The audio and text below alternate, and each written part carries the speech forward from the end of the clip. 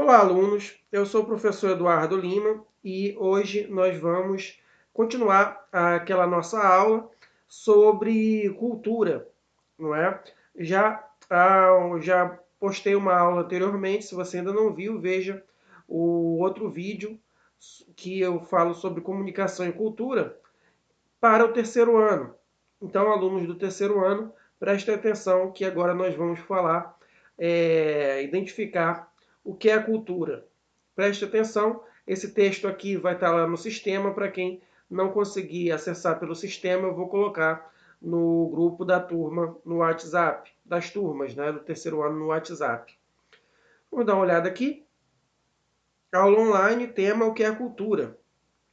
Geralmente, quando pensamos em cultura, a primeira ideia que nos vem à mente é algo relacionado ao teatro, à música, à pintura, à escultura e outras áreas da arte. Ou seja, quando se fala em cultura, geralmente a pessoa pensa logo em arte, em museus, em orquestras, em músicas, esculturas, pinturas, filmes. Mas cultura não é apenas isso. A gente vai entender melhor o que é cultura. Também são considerados como elementos culturais de grande importância, de grande relevância, as festas tradicionais, as lendas, o folclore e os costumes de um povo. Isso também é cultura, mas cultura não é apenas isso. Seu significado abrange ainda os meios de comunicação de massa, como a televisão, o rádio, a mídia impressa, a internet, o cinema, entre outras coisas. Cultura não se resume a manifestações artísticas, as tradições e os hábitos de cada coletividade. Para as ciências sociais, o conceito de cultura também está relacionado aos conhecimentos, às ideias e às crenças de cada sociedade. Ou seja, a crença, a religião, também é considerada cultura, ideias, conhecimentos de determinada sociedade. Por exemplo, uma coisa que é também cultura é a língua. A língua, a escrita, também são culturas de determinadas sociedades. Então, como vocês podem ver, esse termo cultura é bastante abrangente. Outra coisa que causa confusão é isso aqui, ó. O termo cultura é muito usado pelo senso comum como sinônimo de erudição, mas não existe diferença em termos de importância entre a chamada alta cultura e as expressões culturais populares, pois ambas são criadas e cultivadas pela participação efetiva do ser humano em sociedade. Ou seja, se você comparar, por exemplo, uma orquestra com um grupo de forró, a maioria das pessoas vai associar cultura com a orquestra, né? No sentido de ser uma alta cultura, uma cultura erudita. Quando, na verdade, as duas coisas são culturas. Tanto a chamada alta cultura, né, quanto a cultura popular, a cultura também como funk, forró, são também consideradas culturas, porque porque é aquilo que é cultivado pela sociedade. A cultura, inclusive, vem disso. Cultura vem de você cultivar plantas, por exemplo, chamadas de... Por isso que se fala agricultura, né? O cultivo de plantas. É daí que surgiu a palavra cultura também para os nossos costumes e aquilo que a sociedade cultiva. Continuando aqui. Foi pensando dessa forma que o antropólogo britânico Edward Taylor concebeu cultura como a totalidade do conhecimento, a crença e expressão emocional, ao qual se somam as regras estabelecidas, os hábitos, os comportamentos e habilidades adquiridas no convívio dos membros de uma sociedade. Ou seja, os membros dessa sociedade, cada pessoa convivendo com outras, vai adquirindo cultura e vai reproduzindo essa cultura. Pare e pense, por que você gosta de um determinado grupo musical? Por que você gosta de um determinado estilo musical? Provavelmente você aprendeu isso com outras pessoas, com quem você conviveu. E isso fez com que você tivesse determinados gostos. Como é dito aqui, O gosto não é uma coisa que nasce com você. Você aprende durante o seu convívio na sociedade com outros seres humanos. Vamos dar uma olhada aqui, ó.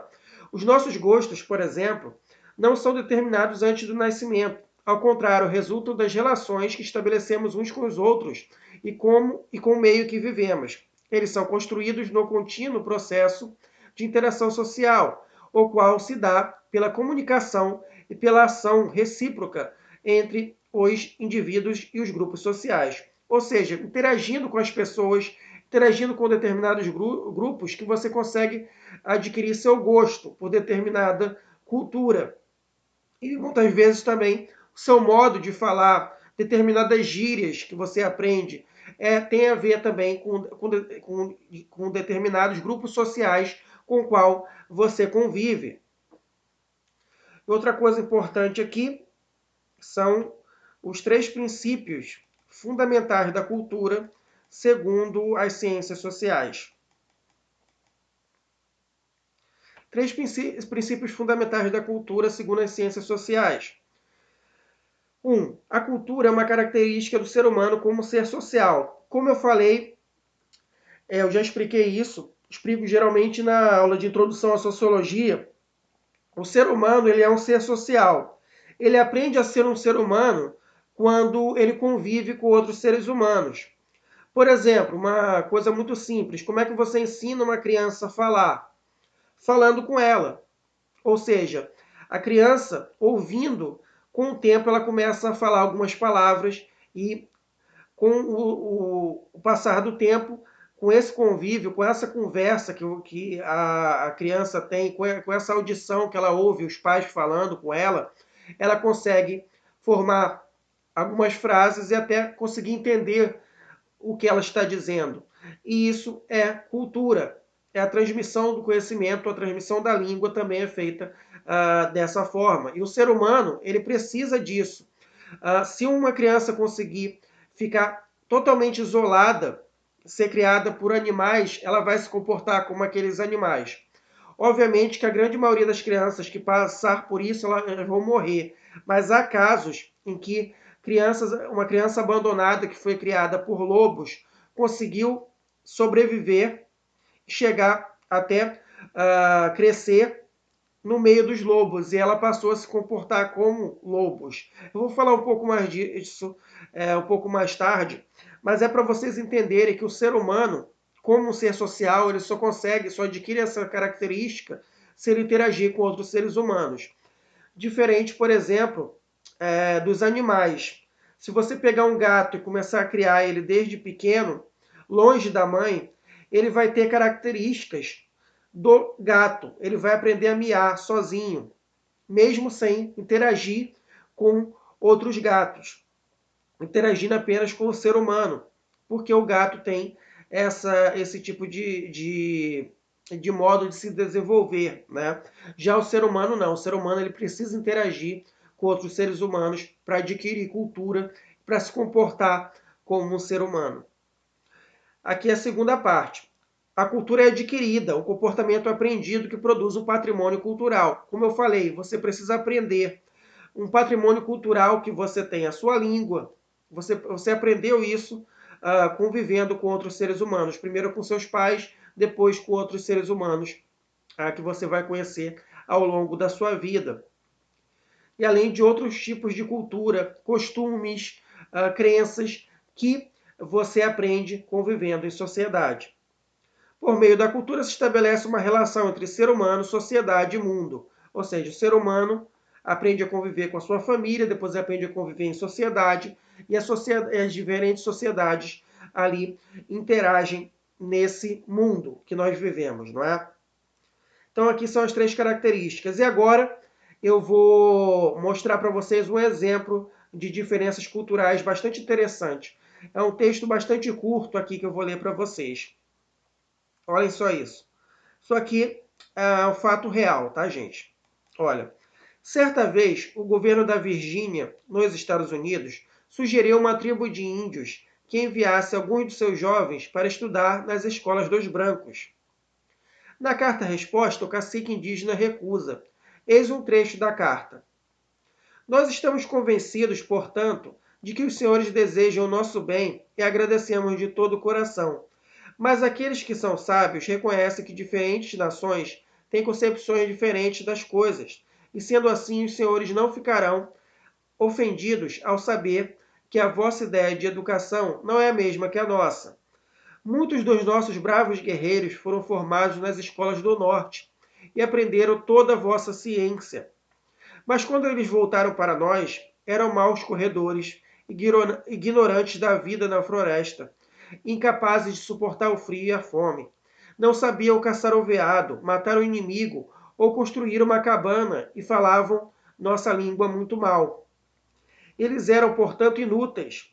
Ficamos extremamente agradecidos pela vossa oferta e, embora não possamos aceitá-la, para mostrar a nossa gratidão, concordamos que os nobres senhores de Virgínia nos enviem alguns de seus jovens, que lhes ensinaremos tudo o que sabemos e faremos deles homens. O que o índio quis dizer aqui? Que já acontecia de alguns dos bravos guerreiros que eles mandaram para as escolas aprenderam a ciência dos homens brancos.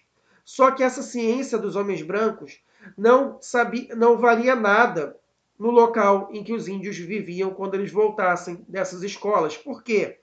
Na escola dos brancos, eles não aprendiam a ter resistência, a viver na floresta, a caçar e a correr. Eles chegavam, por isso que o índio diz que eles chegavam aqui maus corredores, maus guerreiros. Ou seja, não valia a pena para o índio enviar os seus filhos para poder aprender a ciência dos brancos.